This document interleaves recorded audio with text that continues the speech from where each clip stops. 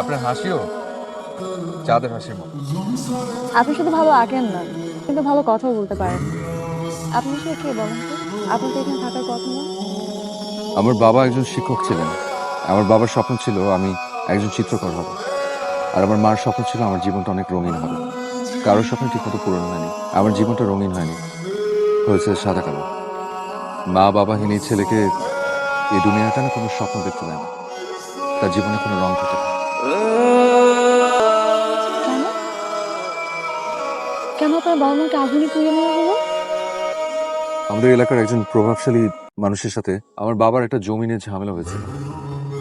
জানেন, সেদিন আমি ছবি আঁকতে না যেতাম তাহলে আমিও মরে যেতাম। আর এতিমখানায় বড় একটা ছেলের বাঁচা মরায় কি বা যায় আসে। তবে যাই হোক, আমার জীবনটা রঙিন না হলেও আমি রঙের মিস্ত্রি হয়েছি।